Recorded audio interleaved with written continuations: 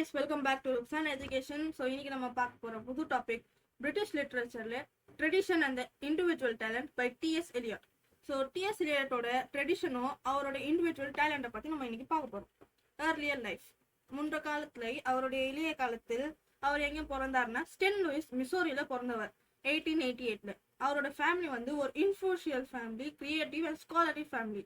அவரோட ஃபேமிலி வந்து ரொம்ப கிரியேட்டிவா இருப்பாரு. அதுக்கப்புறம் எல்லாரும் அங்க வந்து படிச்சவங்க தான். அவரோட கிராண்ட் ஃபாதர் டிஎஸ் எலியட்டோட கிராண்ட் ஃபாதர் பேர் வந்து வில்லியம் கிரீன்லீஃப் எலியட். அவர் வந்து வாஷிங்டன் யூனிவர்சிட்டியோட ஃபவுண்டர். அவரோட அம்மா வந்து சார்லட் சான்சி ஸ்டர்ன்ஸ். அவங்க வந்து ஒரு ரைட்டர், அதுக்கப்புறம் லிட்ரரி சிமுலேட்டர். அவரோட படிப்பு பத்தி நம்ம பார்ப்போம். அவர் வந்து ஹார்வர்ட் யூனிவர்சிட்டியில பிஏவும் எம்ஏ முடிச்சிருக்காரு. பாரிஸ்ல போய் பிரெஞ்சு லிட்டரேச்சரை படிச்சிருக்காரு.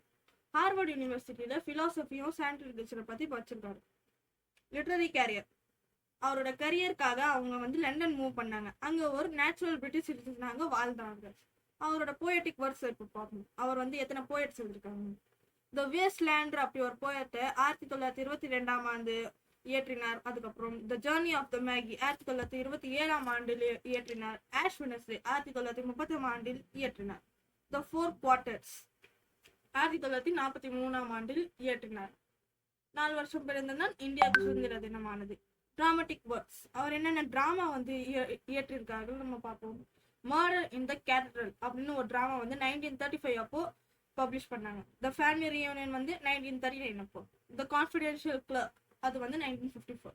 அவருடைய கிரிட்டிக்கல் எஸ்ஸஸ் அண்ட் பிலாசபிக்கல் ஒர்க்ஸை பற்றி நம்ம பார்ப்போம். த சாக்ரட் வுட் அப்படின்னு ஒரு பிலாசபிக்கல் ஒர்க்கை 1920க்கு பப்ளிஷ் பண்ணாரு. The use of poetry and the use of criticism 1933க்கு.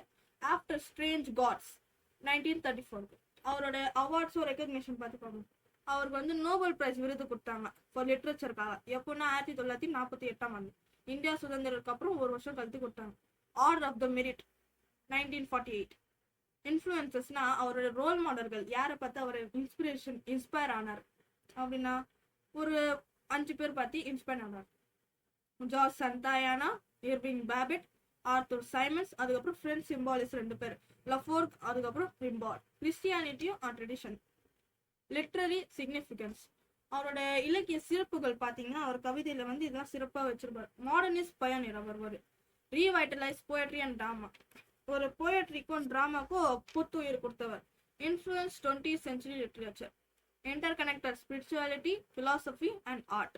அவரோட கதைகள் அதுக்கப்புறம் டிராமால வந்து ஸ்பிரிச்சுவாலிட்டி, பிலாசபி எல்லாம் சேர்த்துக்குவாரு. Key themes. அவர் எழுதுற கதைகள் டிராமால எல்லாம் எதெல்லாம் முக்கியமான தீமா இருக்கும்னா எப்பவும் அவர் ஏமாற்றம், ஸ்பிரிச்சுவல் ஸ்ட்ரெச் அந்த மாதிரி தான் கதையெல்லாம் எழுதுவாங்க. அவரோட கதை வந்து ரொம்ப கல்ச்சுரல் ஹெரிட்டேஜ்ல இருக்கும். அது வந்து பாரம்பரியத்து. Alienation and modernity. ஏலியேஷன்னா ஐசோலேஷன், ஒருத்தர் பேசாம தனியா இருப்பது, அலோன்லினஸ். அதுக்கப்புறம் modernity, faith and scepticism. Eliot's work continues to shape literary discourse and his influence extends beyond poetry to drama, criticism, and philosophy. Thank you.